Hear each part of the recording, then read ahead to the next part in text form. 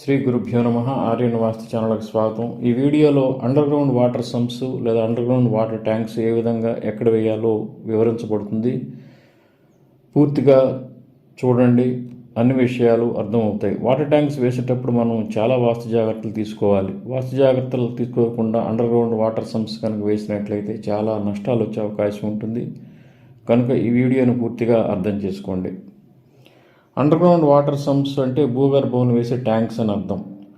మంచినీటిని స్టోర్ చేయడానికి ఈ రోజుల్లో ప్రతి ఇంట్లో కూడా మనం అండర్ గ్రౌండ్ వాటర్ ట్యాంక్స్ని పెట్టడం జరుగుతూ ఉంది.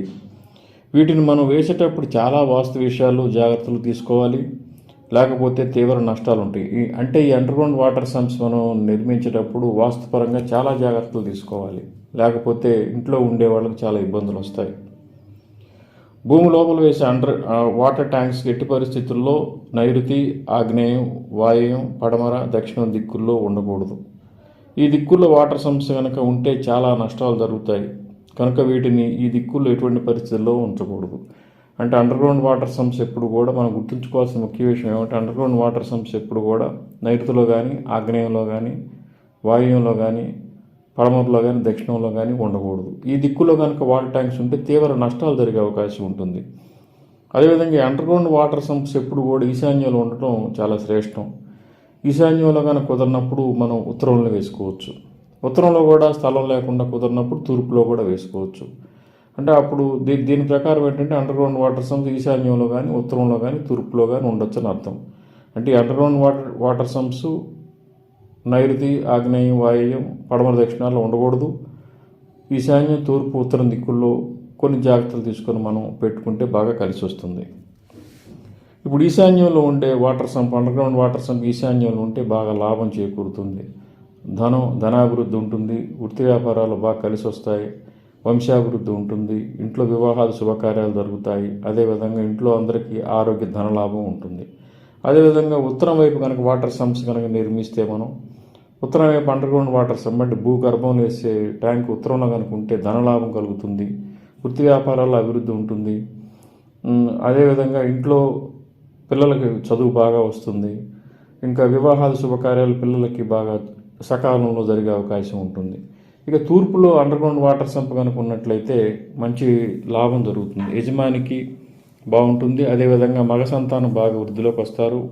వంశాభివృద్ధి ఉంటుంది. వంశ ప్రతిష్ట పెరుగుతుంది. ఇంకా రాజకీయ వ్యాపార రంగాలు ఉండే వాళ్ళకి బాగా లాభం. అందువల్ల అండర్ గ్రౌండ్ వాటర్ సంప్స్ ఎప్పుడు కూడా ఈశాన్యంలో కానీ, ఉత్తరంలో కానీ, తూర్పులో కానీ మనం నిర్మించాలి. ఇక ట్యాంక్స్ ఏ విధంగా ఈ దిక్కులు వేయాలో ఇప్పుడు వివరించబడుతుంది, జాగ్రత్తగా వినండి.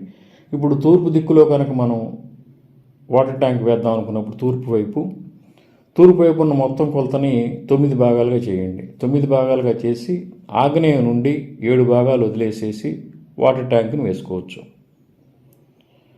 అంటే ఇప్పుడు తూర్పు మొత్తం కొలత 90 అడుగులు అనుకుందాం మనం. తూర్పు మొత్తం కొలత 90 అడుగులు కనుక అయినట్లయితే 9 భాగాలు చేస్తే ఒక్కొక్క భాగం 10 వస్తుంది. 7 భాగాలు వదిలేస్తే 7 × 10 70. అంటే ఆగ్నేయం నుంచి 70 అడుగులు వదిలేసేసి వాటర్ ట్యాంక్స్ వేసుకోవాలి. ఇదే పద్ధతిని ఉత్తరంలో కూడా ఫాలో అవ్వాలి. ఉత్తరంలో వేయాలన్నా కానీ ఉత్తరం మొత్తం కొలతని 9 భాగాలు డివైడ్ చేయాలి. చేసి 7 భాగాలు పడమర వైపు అంటే వాయువు నుంచి 7 భాగాలు వదిలేసేసి మనం మిగిలిన 2 భాగాలు వాటర్ సంప్స్ వేసుకోవచ్చు. ఇక్కడ కూడా ఉత్తరం మొత్తం కొలత 90 అడుగులు ఉందనుకుంటే ఒక్కొక్క భాగం 9 భాగాలకు డివైడ్ చేస్తే 10 అడుగులు వస్తుంది. 7 భాగాలు వదిలేస్తే 70 అడుగులు. అప్పుడు ఏంటంటే వాయువు నుంచి 70 అడుగులు 70 భాగాలు వాయువు నుంచి 70 అడుగులు వదిలేసేసి వాటర్ సంప్స్ కనుక వేస్తే మంచి ఫలితాలు కలుగుతాయి.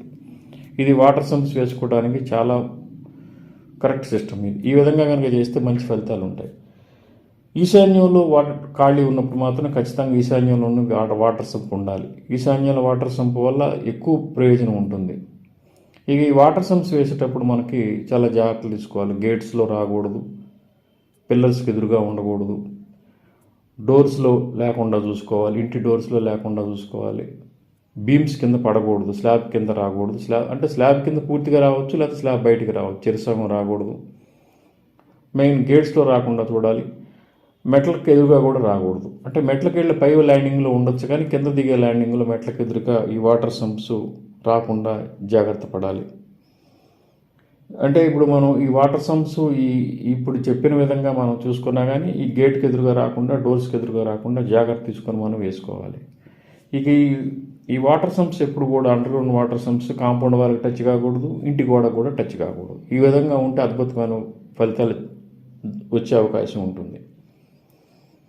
అంచేత ఈ వాటర్ ట్యాంక్స్ మనం కట్టేటప్పుడు ఇప్పుడు చెప్పిన జాగ్రత్తలన్నీ తీసుకొని కనుక నిర్మించినట్లయితే చాలా ప్రయోజనం చేకూరే అవకాశం ఉంటుంది. పొరపాటును కూడా నైరుతి, వాయువ్యం, ఆగ్నేయం, దక్షిణ పడమర ప్రాంతాల్లో అండర్గ్రౌండ్ వాటర్ సోర్స్ పెట్టబాకండి. చాలా తీవ్ర నష్టాలు జరిగే అవకాశం ఉంటుంది. శ్రీ దత్త శరణం మమ. శ్రీ ఉమామహేశ్వర కృపాసిద్ధిరస్తు. స్వస్తి.